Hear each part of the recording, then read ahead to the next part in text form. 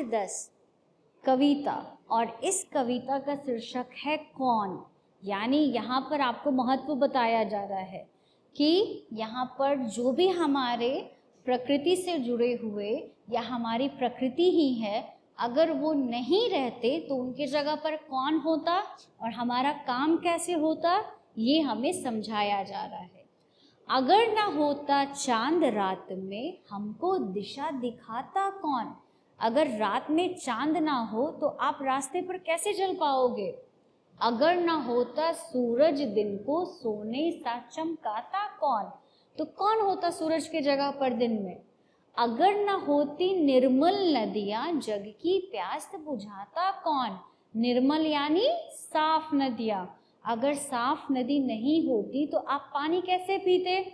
अगर ना होते पर्वत मीठे, झरने भला बहाता कौन। अगर पर्वत होता ही नहीं तो झरने कैसे बहकर जाते। अगर ना होते पेड़ भला फिर हरियाली फैलाता कौन। अगर ना होते फूल बताओ खिल खिल कर मुस्काता कौन।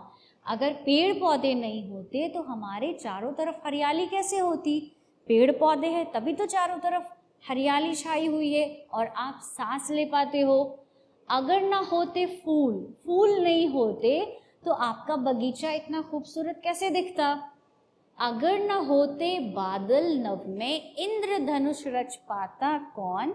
अगर न होते हम तो बोलो, ये सब प्रश्न उठाता कौन।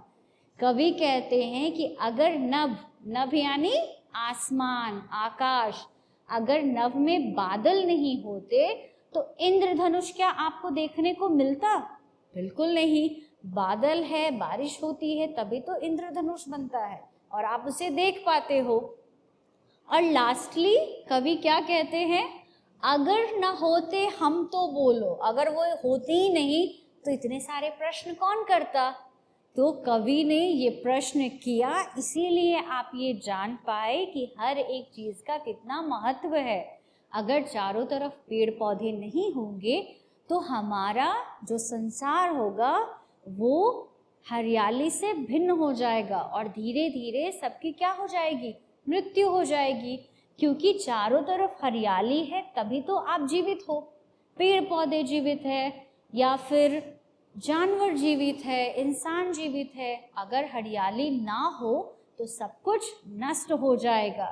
ठीक वैसे ही अगर आसमान में बादल ना हो तो बारिश नहीं होगी और बारिश नहीं होगी तो इंद्रधनुष नहीं बनेगा।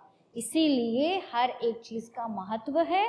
तो हमें अपने जितने भी प्रकृति से जुड़े हुए चीज़ें हैं ना, उसको संरक्षित करना चाहिए, उसे बचाना चाहिए। जिस चीज़ का जितना इस्तेमाल है उतना ही इस्तेमाल करें, उससे ज़्यादा अगर आपको ज़रूरत नहीं है तो उसको बेकार में नहीं जाने दें।